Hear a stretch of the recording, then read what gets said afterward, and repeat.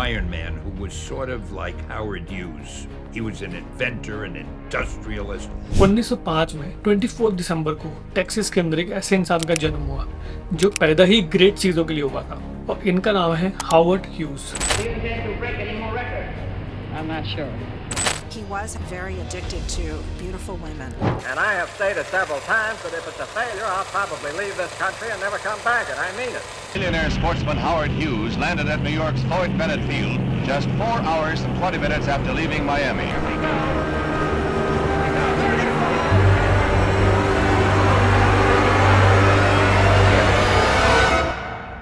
What Hughes did to control his pain became the most guarded secret.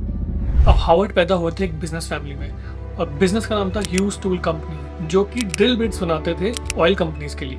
अरबों का business था। हालांकि Howard बहुत ही ज्यादा अमीर फैमिली में पैदा हुए थे, उसके बावजूद भी इनकी लाइफ में काफी ट्रेजेडीज रही हैं। 16 साल की उम्र में ही लॉस्ट हिज मदर और 2 साल के बाद इनके पिताजी की भी डेथ हो गई और इसके बाद जो इनका सारा फैमिली बिजनेस था वो इन्होंने इनहेरिट किया।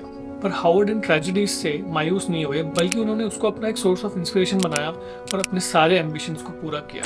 आज हम जानते हैं the story of the real iron man. हालांकि फैमिली का बिजनेस तो उनको विरासत में मिल ही गया था, पर उनका जो इंटरेस्ट था वो था ग्लैमरस फिल्म इंडस्ट्री के अंदर, जिसको परस्यू करने के लिए वो 1920 में लॉस एंजलिस शिफ्ट हो गए अपनी खुद की फिल्म प्रोडक्शन कंपनी को खोलने के लिए। हावर्ड ने काफी सारी फिल्में प्रोड्यूस और डायरेक्ट की जिनको ऑस्कर तक मिला है और उनमें से कुछ फिल्म्स हैं हेल्स एंजल्स और स्कारफेस। और इन फिल्मों के थ्रू उन्होंने हॉलीवुड पे हमेशा के लिए एक छाप छोड़ी। लेकिन ये तो सिर्फ शुरुआत थी। फिल्में बना के हावर्ड काफी ऊंचाइयों तक पहुंच गए थे, लेकिन वो ऊंचाई भी काफी नहीं थी। फिर उनको बुलावा आया आसमान से, वहां पे उनकी दूसरी जर्नी शुरू हुई एविएशन की। इनफैक्ट हावर्ड ने एविएशन के अंदर काफी सारे वर्ल्ड रिकॉर्ड्स तोड़े, जैसे कि fastest air speed and longest non stop flight. और एविएशन से उनका लगाव इतना ज्यादा बढ़ गया कि 1932 में उन्होंने अपनी खुद की एविएशन कंपनी खोली जिसका नाम था huge aircraft company. Instruments had to be checked before the first trial flight, eagerly awaited by the Commission of Inquiry. जिसके थ्रू उन्होंने एरोस्पेस टेक्नोलॉजी में काफी ज्यादा कंट्रीब्यूशंस किए। लेकिन हर कहानी की तरह हमारे इस कहानी के हीरो को भी मुश्किलों का सामना करना पड़ा। वर्ल्ड वॉर 2 के टाइम पे इन्होंने एक वुडन सी प्लेन बनाया था जिसका नाम था spruce goose. This is the largest airplane ever built, the Hughes flying boat, nicknamed the Spruce Goose. Designer and builder Howard Hughes at the control. और इस प्लेन ने सिर्फ एक ही उड़ान भरी, वो भी बहुत ही कम डिस्टेंस तक। उसके बाद इसको रद्द कर दिया गया क्योंकि ये बहुत ही ज्यादा कॉस्टली था और इम्प्रैक्टिकल था for future use. Personal life में भी हावर्ड काफी ज्यादा रंगीन मिजाज के थे और उनका नाम काफी सारी हॉलीवुड एक्टर्स के साथ भी जुड़ा हुआ था।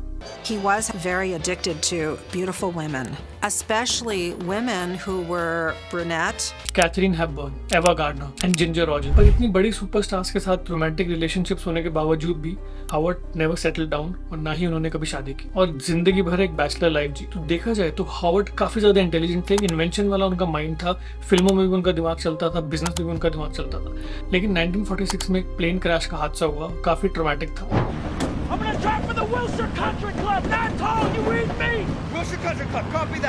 जिसकी वजह से उनकी मेंटल इलनेस डेवलप हो गई और आगे जाके उनको ऑब्सेसिव कंपल्सिव डिसऑर्डर भी हुआ जिसको हम कहते हैं ओसीडी, और उनकी हेल्थ भी काफी ज्यादा खराब रहने लगी। और उनकी जो आखिरी के साल थे कुछ, वो उन्होंने काफी आइसोलेटेड जगह पे सिर्फ अपने चुनिंदा कुछ कंपनी के लोगों से जिन पे वो ट्रस्ट करते थे उनके साथ बिताए। 5 अप्रैल 1976 में 70 की उम्र में हावर्ड ह्यूज पास्ट हुए। Hospital newsmen were aware of published reports that the body of someone called Howard Hughes was inside the pathology department. और उनकी कंपनी के जितने भी एसेट्स थे वो उन्हीं की कंपनी के जो बेनिफिशियरीज थे उनमें डिवाइड कर दिए गए। लेकिन इस 70 साल की जिंदगी में उन्होंने बिजनेस, इनोवेशन, फेम, सक्सेस ऐसी कोई चीज नहीं थी जो ना चखी हो। जो मार्वल के पॉपुलर कॉमिक राइटर हैं स्टैन ली, जो आयरन मैन में को राइटर भी थे,